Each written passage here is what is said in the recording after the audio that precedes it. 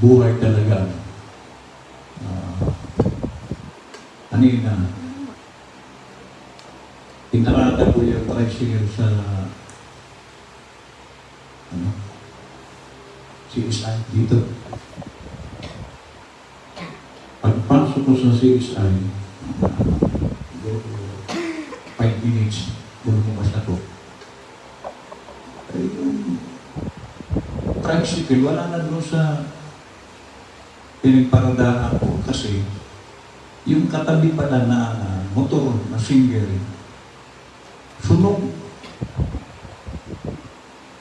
So, kung hindi yung naitulak nung tao doon, hindi ko alam kung sino na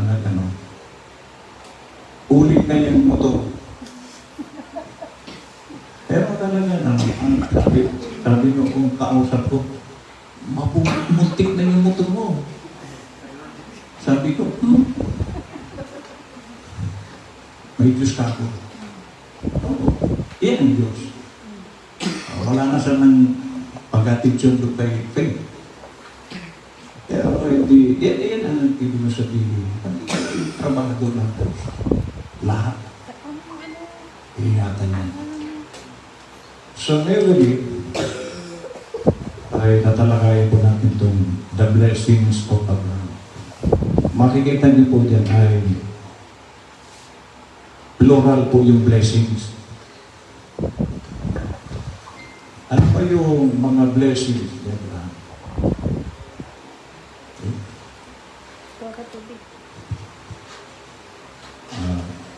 Dito po sa Galatians, chapter 3, verse 13. Christ hath redeemed us from the curse of the law. So yung kautusan pala, may kaakibat na sumpa. Bakit? Kasi sa 10 utos, hindi mo nagawa ang isa, burado yung siyam. Yan po ang mabigat sa ating commandments. Kung doon tayo babase sa pagsunod noon, walang makakasunod noon. Kaya bumaba si Lord, ang ginawa niya ay tubusin tayo mula sa sumpa ng kautusan. So yun pala sadya ni Lord sa lupa. Yung tayo na mga nasa ilalim ng kautusan ay makalaya tayo sa sumpa ng kautusan. Kasi wala akong kakasunod. Being made a curse for us. So naging si Jesus Christ ay dumaan doon sa sumpa na yun. For it is written, curse is everyone that hangeth on a tree. Si Jesus Christ ipinako sa kahoy. So, kinuha niya yung sumpa na yun para sa atin. Okay, so dahil doon sa kanyang pagkakapako sa krus, ay nakalaya tayo. Ngayon, ano ang hangarin ng Panginoon? Bakit inalis tayo sa sumpa ng kautusan?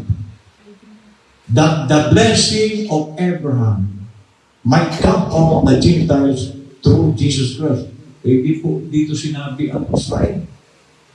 Ang blessing, sabi niya, ni Abraham, ang tinukoy na ang tatanggap nito hindi Hudyo. Bakit? Sapagkat hindi naman Hudyo si Abraham. Okay. That we might receive the promise of the Spirit through faith. So, meron ditong sinabi ang Galatia, upang anya ay sa pamamagitan ni Jesus ay matanggap natin ang pangako ng Espiritu sa pamamagitan ng pananampalataya. So ang Espiritu, importante ito na matanggap ng tao. Now, by no means can it be said that the blessing of Abraham is the rebirth and that the promise of the Spirit is the baptism with the Holy Ghost as two separate events. So, dalawa po itong binanggit dito na blessing ni Abraham. na kailangan matanggap ito ng tao. Pag hindi, baka hindi siya kasama. Ha? Ano yung blessing na yun? Una is the rebirth. Sa isang salita, ang isang pagpapala na dapat nating matanggap. Ano ba yung rebirth? Ito yung new creation. At sino yung new creation? Well, iba si Jesus Christ. So yung rebirth na ito, pangako ito na matatanggap ng isang totoong Kristiyano. Sino? Si Jesus Christ. Ano yun? New creation. Okay. Para ano? And that the promise of the Spirit is the baptism with the Holy Ghost as to say. So, ibig sabihin, bukod sa new creation na mapasa tao, ay pangalawa, yung pangako ng Espiritu Santo na ano? Bautismo sa banal na Espiritu. So, pag hindi mo ito naranasan, baka hindi ka kasama rito. Amen. Ano yun? Rebirth or new creation at yung pangako ng Espiritu ang bautismo. Now, before we leave the subject, I want to make myself very clear on what the baptism of the Holy Ghost is according to the Word. So ngayon, ito pong tinutukoy ng propeta na baptism of the Holy Ghost, hindi aral ng tao. But according to the Word. So, ibig sabihin, kailangan maintindihan natin, hindi kwento. Kasi nang na-Trinitarian po ako, ay pag hindi ka nag-tans, hindi ka baptized. Kasi yun ang kanilang na-experience yan. Pero, tanong, biblical ba? Di ba? Biblical ba yung para malaman ng baptize ka ng Holy Ghost, kailangan mo mag-tans? Iyan ba ang initial evidence ng baptism? Ano ang tunay na ebidensya na nabaptize ka ng Holy Ghost? Okay, mamaya. Kasi pangako yun. Baptism. Pero anong ebidensya na baptize ka? Okay, so sabi niya, it is not according to me. And it is not according to you. It has to be according to the sight of the Lord, or we are falsely led. So kung hindi, according sa salita ng Panginoon, the sight of the Lord, baka mali ang ating natanggap. Amen. So, nakita ba natin, ang baptism o yung pangako ng Panginoon, kailangan biblical. Paano natin malalaman na tayo yung baptize ng Holy Ghost? Yung bang mga sensation na, ayun nga, katulad ng mga Trinitarian, kailangan ma-explain ka. Yung matumpa ka, nagtatans ka, ang kanilang alam. Pero doon sa Paranaque, may church doon, kung nasa pasay. Yung church doon sa Paranaque, pag high tide, inaabot yung flooring ng dagat. Pag low tide, malinis yung flooring. Pag low tide, Sunday service, ang daming na-isling. Pag high tide, wala na isling. Ano ibig sabihin nun?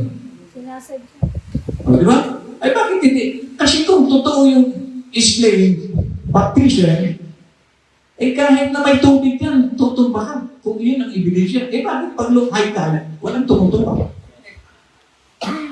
So hindi po yan ang totoong ebidensya ng baptism. Mamaya ano ba talagang totoo? Ano ba yan?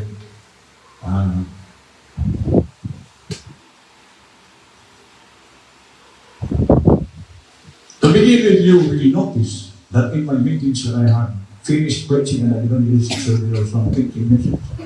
I I just never invite a response from people. I ask them to come forward and listen to the Holy Spirit. So yung panangaral ng propeta sa conclusion ng kanyang panangaral ay ini-invite niyang tao na matanggap ang banal na Espiritu. Okay? I mean, for the sinner to come forward and be born again. So ang kanyang invitation na makatanggap ang tao ng Spirit Santo, maging born again ka. Isa yan sa requirement. Okay, so ang kanyang invitation sa mga tao, be born again, which is to be baptized into the body of Christ. So ano yung born again? Bautismo ka sa katawan ni Kristo by the Holy Ghost, which is exactly what took place at Pentecost when the church was launched. In other words, to be born of the Spirit is to be truly baptized with the Holy Ghost. So born in the Spirit, ang baptism ng Holy Ghost, it is one and the same. Amen. Acts 91.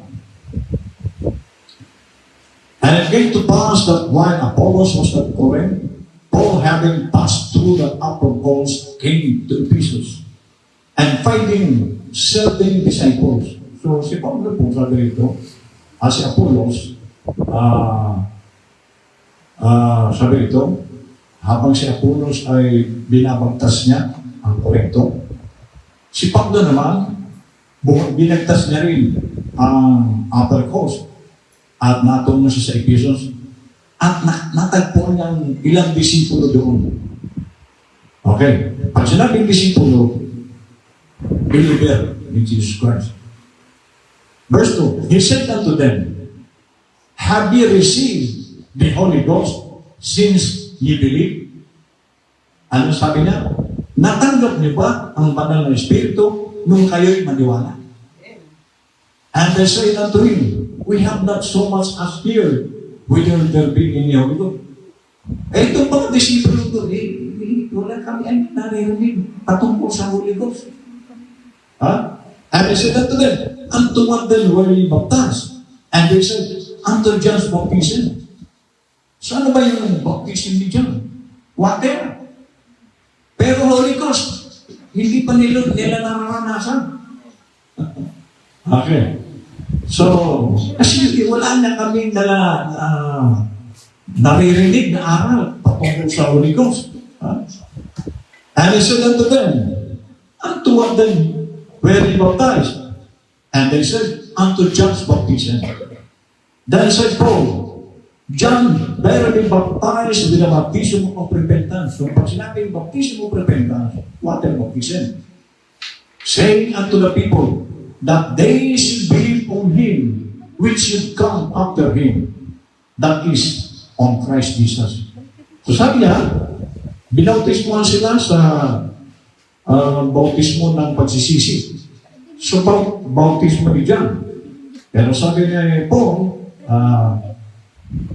si John, patungkol sa repentance ng kanyang bautismo. Pero kailangan nilang sumampalataya sa Kanya, kay Jesus Christ, na siyang nagbabautismo ng Holy Ghost, si Jesus Christ. When they heard this, they were baptized in the name of the Lord Jesus. Pero baptized na siya, ni John. So, ibig sabihin, ang baptism ni John, although ito ay tanggap, hindi sa Jesus nung ang bautismo siguro na dyan. Kasi dito, nagpabautismo sila kay Paul at Apollos sa pangalan ni Jesus ang bautismo nila. Kanino kayong pangalan na ginagamit mo dyan? Kasi bakit nagpabaptize sila? Di ba?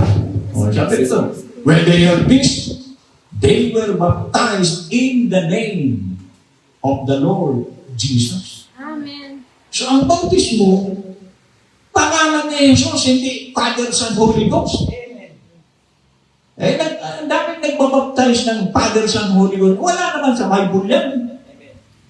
Ang baptism is in the name of the Lord Jesus. Amen. Oh. So ito, baptize na ito ni John. Pero nag-rebaptize sila kasi ang tunay na bautismo is Jesus. in the name of the Lord Jesus. Amen. So ibig sabihin, walang power yung Father, Son, Holy Ghost. So na-rebaptize sila ni Paul. Oh. There it is, for us. So nagtanong si Paulo. Okay mo ito. Ito po tanong ni Paulo. Ano nga, bro? Have you received since not when you believe? And there is a great difference there. For it is after we believe that we receive. So hindi ang pagtanggap pala ng Holy Ghost, hindi noong ikaw ay maniwala. Kundi noong after na maniwala ka.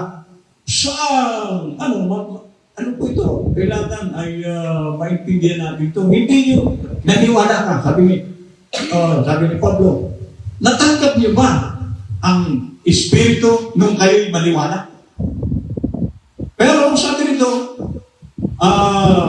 and there is a great difference. Mayroong malaking diferensya. Yung natanggap mo nung ikaw ay maniwala, doon sa natanggap mo ang Holy Ghost after na maniwala ka. So, malaki pong ano. Bakit? Katingin nyo. Sa natural. Tayo po ba ay pag nagtatrabaho sa isang tao, una ang sweldo? Sino dito nagtatrabaho ng sweldo? Ano yung ang una? Trabaho muna bago ka tatanggap ng sweldo. Hello? So, ibig sabihin, nandoon sa after. Halimbawa, si brother sundalo. Noong bang nag-pension hindi pa na, nagsimula ang pinod, may nakuha na siya. Ano yan ang una? Pension o retirement? O nag-pension muna bago nag-retire? No, ngayon hindi niya pa nakukuha yung pension niya. 2 years na. Di ba?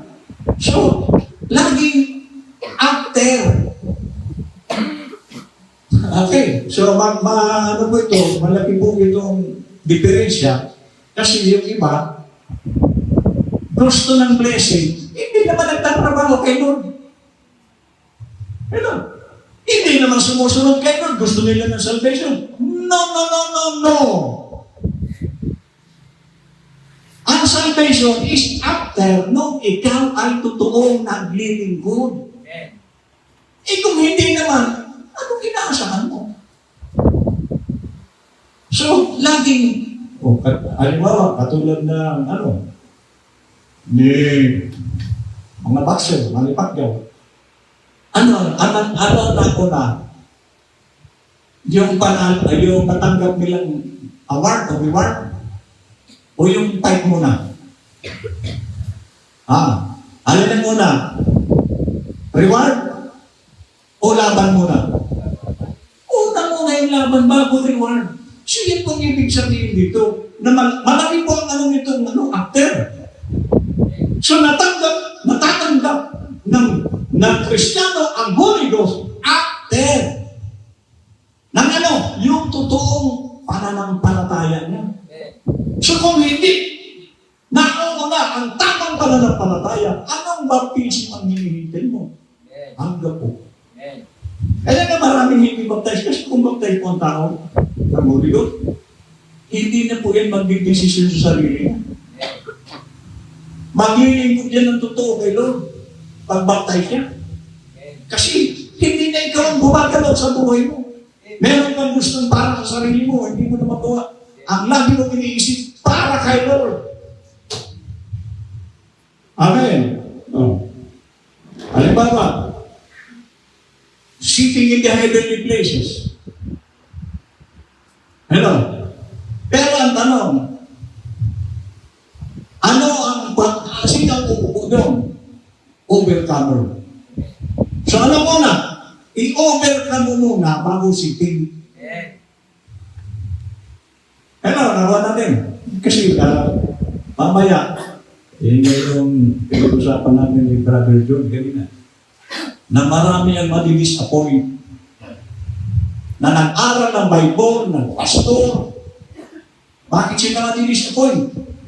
Asa-asa kasi sila, ligtas din sila. Pero ang tanong, nakita ba nila itong nakita natin? Pero ang kanilang bilib, ligtas sila. Malabo yun. Hello? O, katulad dito may side nito. Kaya nga, dito, ang foolish virgin, wala na kung sa second coming. Ang foolish virgin nandito mismo. Sa third coming na. Laro-laro. Akala niyo ba walang foolish virgin sa third coming? Nandito na ang foolish virgin. Sila yung mga naririnig ang misa ay hindi naman sumusunod. Foolish virgin po yan.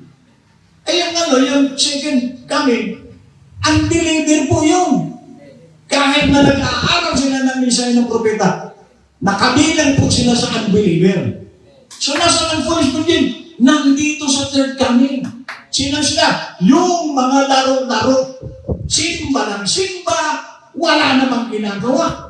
Foolish virgin po yan, walang apoy, walang langis. Kasi kung may langis yan, nag-aapoy sa paglilingkod yan. O bakit hindi nag-aapoy? Wala nang langis eh.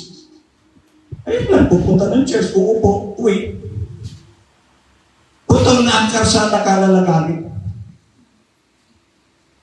Amen. So, andito po ang foolish virgin ngayon. Ang dami, believer ng third coming. Pero wala namang apoy.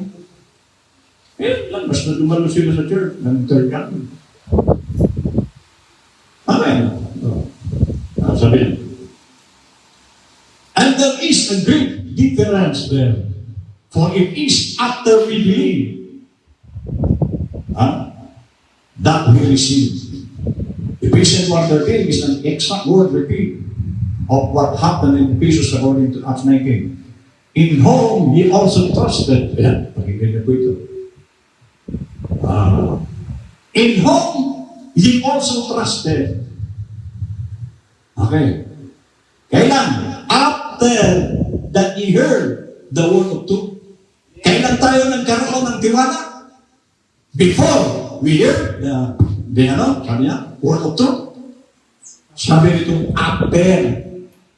So bago tayo nagtiwala, sabi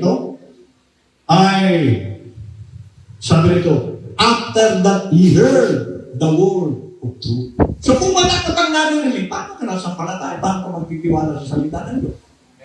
So nagkaroon tayo ng tiwala after nung marinig natin ang salita ng Diyos. The gospel of your salvation. Okay, so itong gospel of your salvation. In whom also, after that ye believe, not when ye believe. After. So the gospel of your salvation, paano tayo naligtas? After that ye believe, sabi niya. Not when ye believe. Hindi nung ikaw ay maniwala, kundi nung ikaw ay matapos kang maniwala.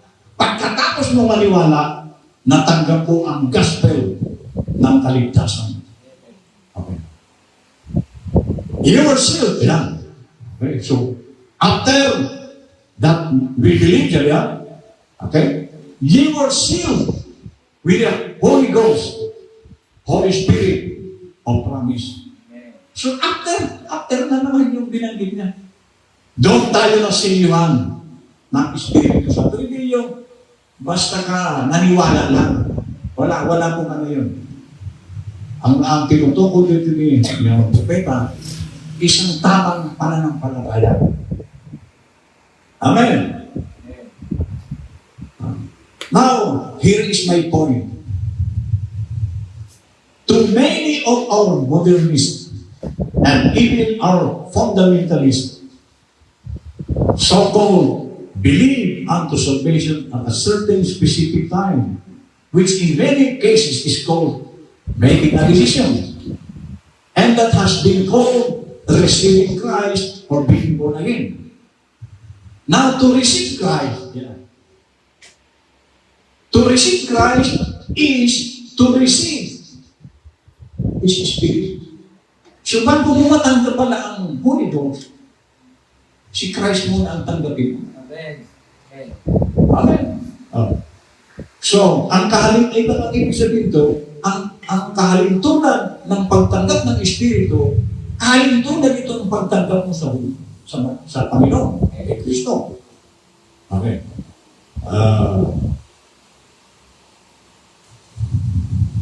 To receive His Spirit is to be born again. Amen.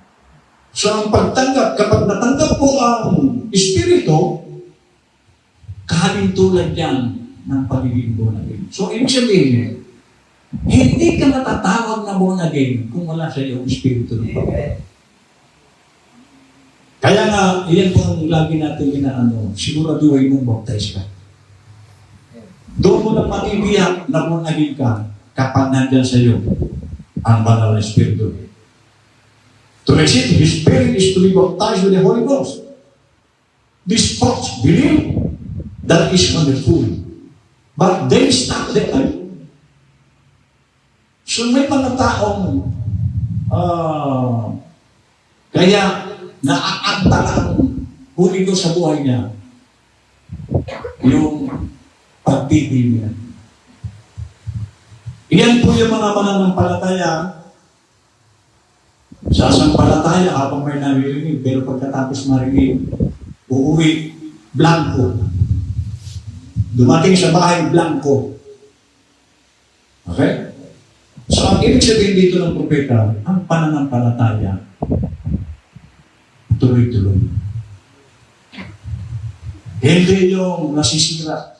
Kasi, tulad ng narinig natin ng aming studio kanina, si Satanas, hindi kalulubayan niya. At sabi ng propeta, itong panahon natin ang pinakamatinding kalaban. Itong panahon natin. Pinakamatinding pagkilos ni Satanas. Bakit? Pale horse rider po si Satan ngayon. Nung white horse lang siya, disipsin lang. Nung red horse rider siya, gira-gira lang. Nung black horse rider si Satan, gutom-gutom lang.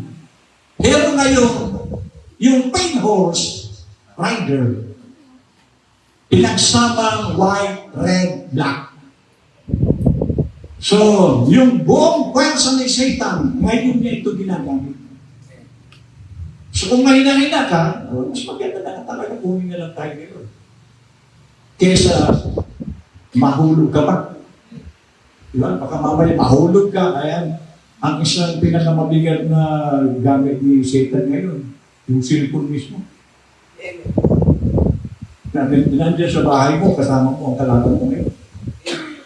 Baka malihis ka ng pinanunood mo. Iba na. Diba? It has always been that way and always will be. So, iyan lang. Okay.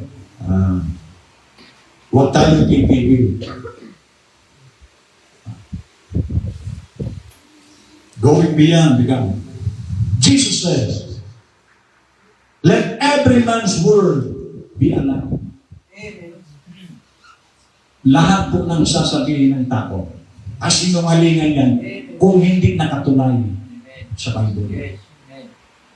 Kahit gaano pa yan kaganda, lahat yan kasinungalingan kung hindi tutulay sa salita ng Diyos.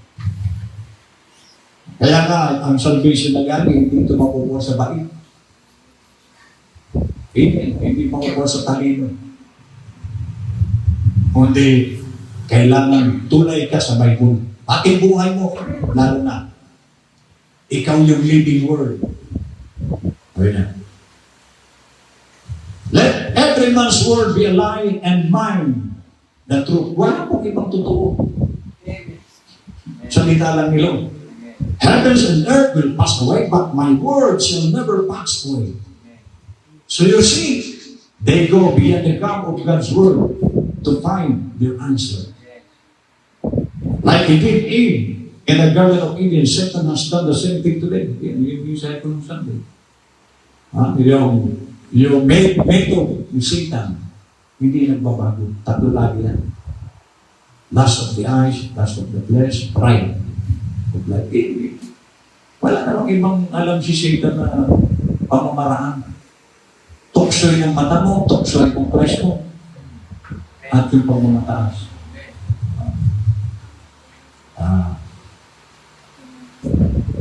Satan has done the same thing today. We find that people are persuaded to their dogmas and creeds without a camp. And their camp of dogma and creed, they have a camp also. And that puts them into this camp. His is the camp of education, theology, works, doctor's degree, educational, personality, everything that's against God's word. So ano po itong mga kalaban sa kampo ng Panginoon? Edukasyon. Theology, Bible School. Wala po yung sa programa nila ng Bible School. Walang regulation yan.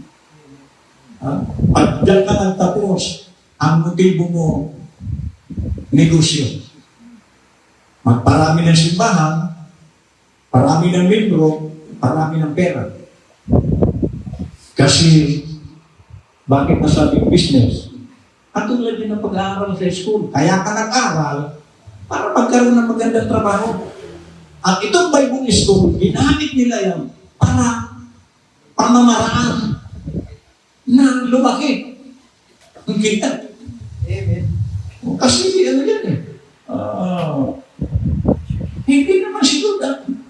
Amen. May ano yan. Tao. Amen. Ang nagtayo ng Bible School.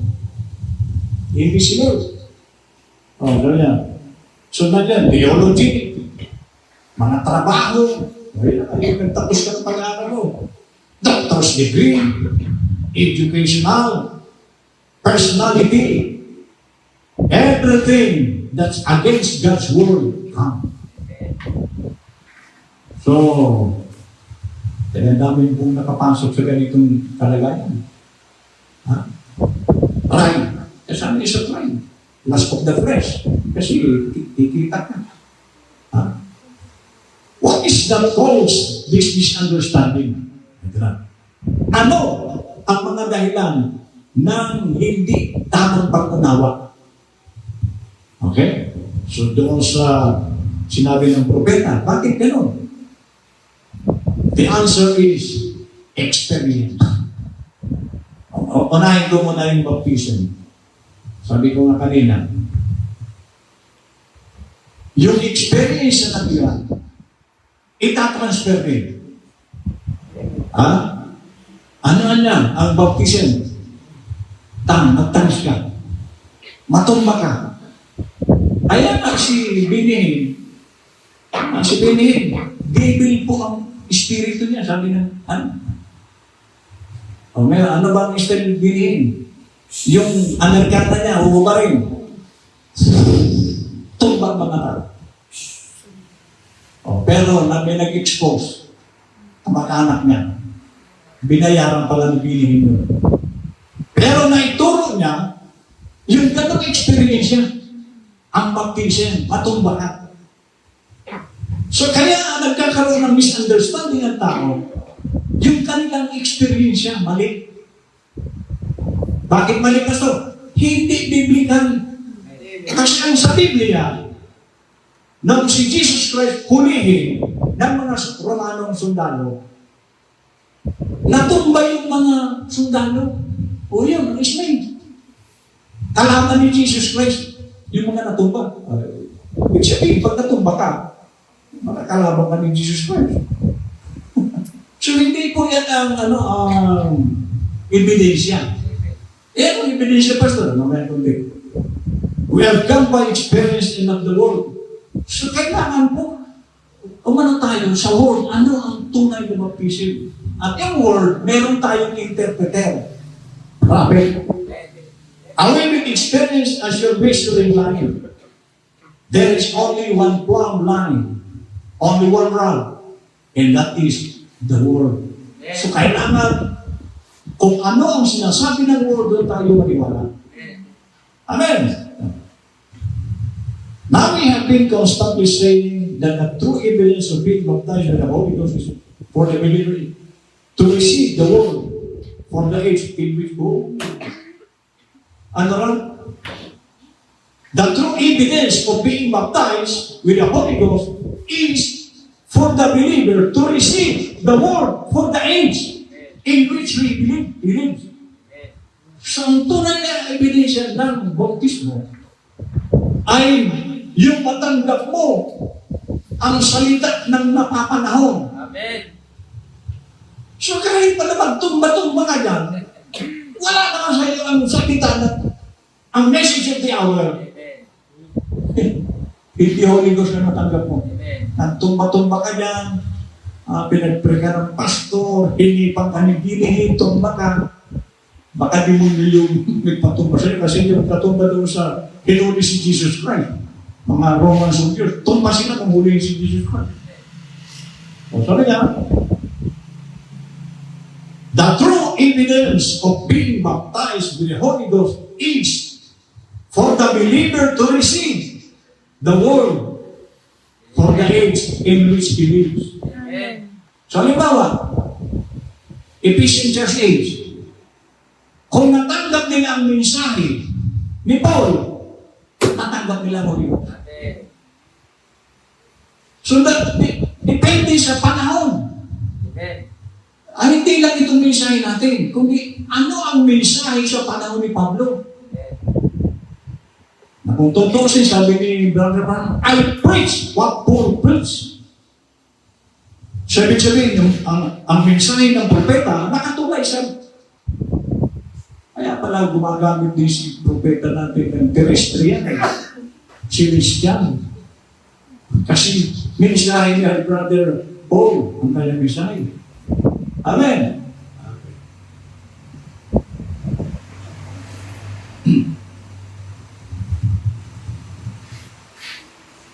This is the whole of our problem right here. Ano yun? People repent of their sins. They get baptized in water. But they don't go on and receive the Holy Ghost. Ano, totoo ba ito? Yes. Maraming baptized ng water. Pero ang Holy Ghost, hindi pa nila natatanggap. Bakit kasi at ganito? Sabi ng propeta, ang Holy Ghost baptism is dumating sa iyo ang clear understanding of the word. Ang dami hindi nakakaunawa nito. Nakikinig yan, hindi naman nila maintindihan. So, ano naman ang ebidensya ng pastor na maintindihan? Kapag hindi mo nagagawa yung nalirinig mo, hindi mo naintindihan. Paano mo masasabing baptize ka? Nawala ka namang clear understanding. Ang clear understanding, yung nagagawa mo na yung naririnig mo. Sabi niya, but they don't go on and receive the Holy Ghost. Pero baptize sila ng water. Okay. You believe unto receiving the Spirit.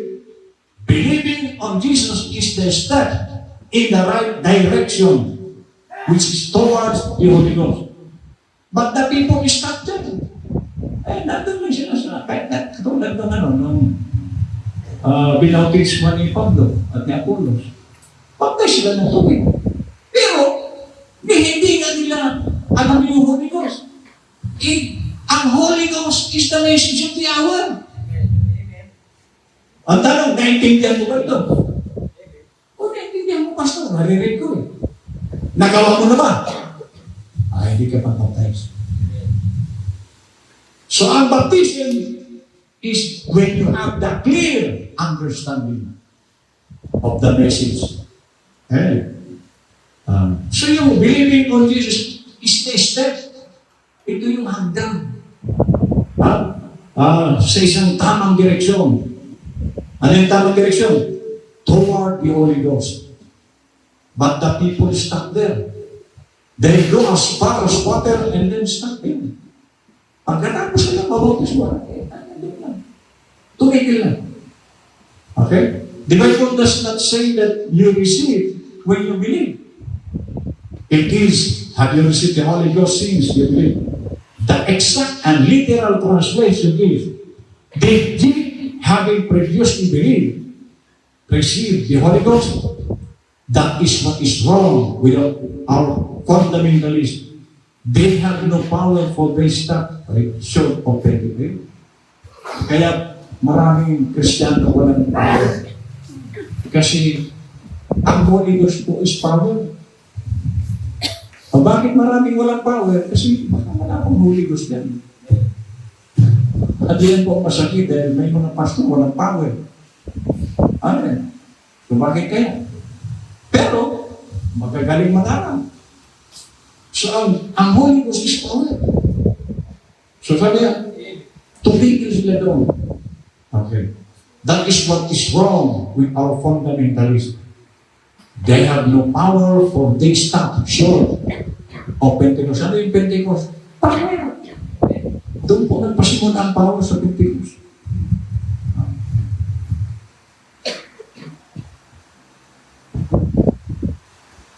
Now those children of Israel left Egypt, about 2 million strong. So tingnan nyo, ang Israel, more than 2 million po ito. At tumalis sila sa Egypto, malalakas. Ibig sabihin, magaganda ang kanilang physical. They all journeyed together. All, lahat, saw the same miracles of God. So lahat sila nasaksihan nila na ang Diyos na kasama ni Moses, totoo. Walang pasumali, totoo. Nakita nila, pillar of fire, pillar of cloud. Pag-araw, ang Diyos, pandong nila. Sa gabi, liwanag naman ang Diyos. Nakita nila lahat yun. All saw the same miracles of God. All partook of the same manna. Lahat sila. Nakakain ng manna. Kasi wala namang ibang pagkain doon sa wilderness. Manna. So, ibig sabihin, natikman. And water from the sweetened rock. All followed the same cloud by day and the pillar of fire by night. But only 2 reached the promised land. Only 2. Pero, bali-bali sila. Nakakita ng himala. Nakakain ng mana. Lahat natikman nila yun. Pero, lahat sila pinatay ng Diyos sa wilderness. Bakit? Pananampalataya ang wala. At yan ang marami, kaya nga, kamitin ko, ang foolish virgin andito sa third level. Sino? Sila yung mananampalataya na walang langis. So, kawawa naman. Nakarating na sana sa ito. Lahat sila. Ang layunin ni Moses, iligtas sila sa kamay niya. Nailigtas na sila. Pero dahil walang pananampalataya, napahamak sila lang. Maliban sa dalawa. Only 2. Sabi dito. Only 2 were true or real believe. Dalawa lang. Sino sabihin? Marami hindi. Totoo. So, Israel po sila. Wala naman sila doon. Hindi naman sinabi na Egyptian yung inilabas ni Moses. Israel! Believer! Pero hindi sila nakarating. Again, unbelief. At yan po, bagsak ang marami. Walang pananampalataya. Only 2 were true or real believers. That is correct because the word tells us that the rest died because of unbelief. And because of unbelief, they could not enter in. Hindi sila nakapasok sa Kanaan. So marami po ang Israelita. Sinabi ng propeta, we are the true Jews. Alin, believer ng mensahe nito. Pero, delikado po, baka yung faith, wala. So dito, hindi sila nakakapasok. Dalawa lang. Out of 2.5 million. Dalawa lang. Matindi, no? Sabi niya, what made the difference? Okay, ano ang pagkakaiba nila? To stay with the word. Yung dalawa, kung ano ang naririnig nila, ginagawa, iyan po ang clear understanding. Yung naririnig mo, ginagawa mo. Clear, very clear. Pero narinig mo, linggo, biyernes, naririnig mo, wala ka naman ginagawa. Anong clear understanding sa'yo? Walang mali ka doon. Kasi hindi. Sabi ko nga sa inyo, ang clear understanding nga, tinuruan ka, ay, nagturo ka mag-lead. Gusto mo matuto mag-lead ka rin. Tinuruan ka. Nung nakapag-lead ka rin ka na, iyon, naintindihan mo na. Yung gusto mong mangyari. Sabi niya, to stay with the word. After all those Israelites saw of the power and goodness and deliverance of God, they did not enter into rest, which is a type of the Holy Ghost. So yun po, millennium. Hindi nila natikman ang millennium. Ano yung millennium? Son of David. So ibig sabihin, son of man lang siguro na ano nila. O nakapasok din sila sa sakugan. Pero yung son of David hindi. Bakit? Hindi sila nakarating sa rest. Ang rest son of David. So kaya nga maraming nangangaral ng mensahe ng propeta, pero hindi nila maintindihan itong son of David. So unbeliever na po sila. Hindi na po sila foolish. Sa foolish virgin, meron pa maliligtas. Pero sa unbeliever, ang buko.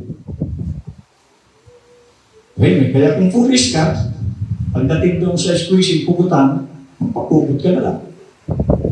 Huwag mong i-deny ang mensahe. Kasi doon mo marirealize na tama yung mensahe. Okay? Magpapugot ka na lang ng ulo. Magpapugot ka na lang. Which is the type of the Holy Ghost. So, you can see right now that very few will ever believe all the way. So, konti lang. What is the baptism of the Holy Ghost? It is the Spirit baptizing you into the body of Christ. It is the new birth. So, ano po yung baptism? New birth. Ano yung new birth? New creation. Ano yung new creation? Jesus Christ. It is the Spirit of God coming in. Ano yung coming in? Sa iyong loob. Espiritu ng Diyos pumasok sa iyo and filling you after you have repented. After na naman. So ang Holy Ghost pumapasok after you have repented. Amen. Ano yung repent? Pagtalikod mo sa lahat ng ayaw ni Lord na ginagawa natin. Amen. Having heard this word and been baptized in water as an answer of a good conscience toward God. So ano po sabi rito? It is the Spirit of God coming in and filling you after you have repented. Pero bago nag-repent, having heard His word. So bago nagre-repent ng tao, pagkatapos niya marinig ang salita ng Diyos. And being baptized in water as an answer of good counsel. So yung water po ay nagsisimbolo ito ng paghuhugas. Na ikaw ay, sabi ko nga sa inyo sa Apostol Pedro, kahintulad ito ng isang, nung bata pa po ako, merong sardinas noon na ang nakalagay na drawing, kabayo ang katawan. Pero yung tao, may tao. Parang salita nito. So, ibig sabihin, dalawa ang katauhan niya. Sa baba, hayop. Sa taas, tao. So dito, ang repentance na tinutukoy ni Pedro, na ikaw at ang Diyos nagkaisa. At iyan po ang third coming. Ayan. Ikaw at ang Diyos. At kung inyo pong naalala yung prophecy ni Bindo, unity. Mahalaga po yun. Biblical yun. Magkaisa kayo. Tanong, nagkakaisa na ba tayo? Alam niyo yun. Nakikiisa ka ba sa gawain ito? Ano? Kung hindi, baka hindi ito. Kasi si Lord nag-uusap yan. O sinabi ko, baka dito magpa-prophecy ka. Si Lord po. At ang prophecy niya, magkaisa kayo. So, Espiritu po ng Diyos yung salita na lumabas kayo dito. Araw na ito. Ngayon, may clear understanding na tayo sa mensahe nyo. Kung hindi mo naintindihan nyo, asan yung uli ko? Na mensahe, magkaisa kayo. Meron tayong dapat pagkaisahan dito sa church. Makikisa ka. Or dadalo ka na, uwi, dadalo. So, siguro ito, na yung naririnig mo, meron kang clear understanding. Amen? Okay? God bless.